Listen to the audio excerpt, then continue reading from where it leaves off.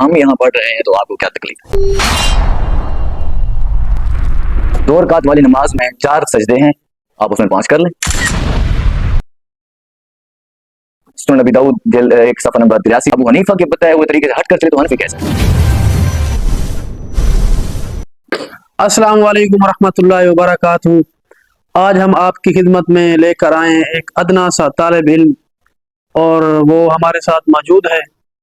तो हम एक दो बातें, बल्कि एक ही मसला उससे पूछेंगे, तो देखते हैं कि वो हमें इस मसले का क्या जवाब देते हैं। तो आए उससे मसला पूछते हैं।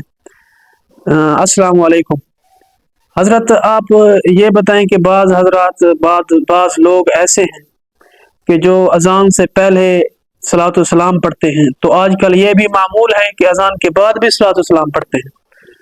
तो आप इसके बारे में क्या कहना चाहेंगे? क्या ये हदीस कुरान से साबित है, या साहबा कराम जो रहे हैं उनका भी ऐसा अमल था कि अजान से पहले या बाद में सलात पढ़ते थे? वालेकुम अस्सलाम वरहमतुल्लाहि वबरकातुहू।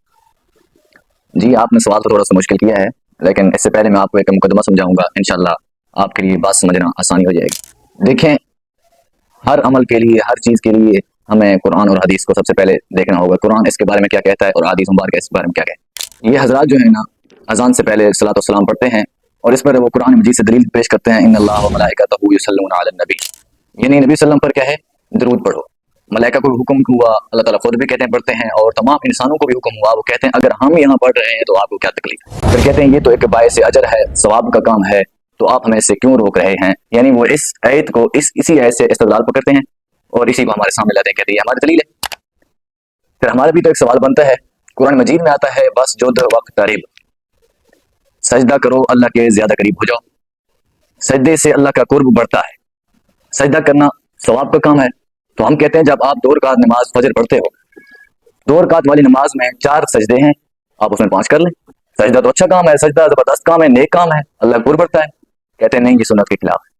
हम भी कहते हैं अगर आप अज़ान के पहले ये कलमा पढ़ते हो या सलातो सलाम पढ़ते हो, ये भी तो सुन्नत के खिलाफ है। देखें, शरीयत पर चलने के लिए अहले सुन्नत वल जमात का एक उसूल है, उसके लिए इल्म भी जरूरी है, मोहब्बत भी जरूरी है, अकल भी जरूरी है। 3 चीज़ों का होना जरूरी है, इल्म, मोहब्बत और अकल। उसकी अगर मैं आपको इस पर चंद मिसालें देता हूँ, अगर खाली इश्क हो, जैसा कि हाफिज़ ने किया था, यानी कि इश्क में आकर उन्होंने तमाम सहाबा को छोड़ दिया, बस 5 तन पाक को ले लिया। अगर खाली इल्म की बुनियाद पर आ जाए, खाली इल्म हो, इश्क और अकल ना हो, फिर ये खारिज बन जाएंगे, जैसे उन्होंने अली की तकफीर कर डाली। और इसी तरह अगर खाली अकल हो तो फिर वो अकल हो, इल्म और इश्क ना हो तो फिर किसी काम करें। ये 3 चीज़ों का होना जरूरी है। आजकल हमारे दौर में देखा जाए तो ये बरेलवी में है। बरेलवी हजरात क्या है, इनमें इश्क है, इश्क में इन्होंने इतना गुल्फ किया, ये बिदात इन्होंने शुरू कर दी। नबी सल्लम के दीन में, शरीयत में, इस्लाम में क्या क्या दी, नई बिदात शुरू कर दी। ये इश्क में चले गए, इन्होंने इल्म को नहीं देखा, क्योंकि इश्क इतनी होनी चाहिए कि जिसकी कोई हद हो।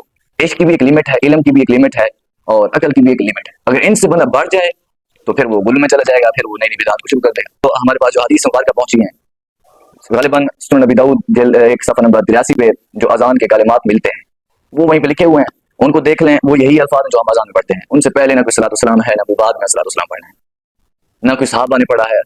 इस पर ना सहाबा का सबूत है, ना ताबीन से है, और ना तबा ताबीन से मिलता है। हालांकि ये खुद को कौन कहते हैं? अबू हनीफा वाले, यानी हम हनफी। हनफी तो वो है जो हनफी के बताए हुए तरीकों पर चले, अबू हनीफा के बताए हुए तरीकों पर चले। अबू हनीफा के बताए हुए तरीके से हट कर चले तो हनफी कैसे है? तो हम इतना ही कहना चाहेंगे, हमारे पास दलाइल और भी बहुत हैं, हमारे पास दलाइल और भी बहुत हैं, लेकिन हम इसी पर फिलहाल इक्तफा करते हैं, और इंशाअल्लाह आइंदा आने वाले पॉडकास्ट में फिर हम इस पर बात करेंगे।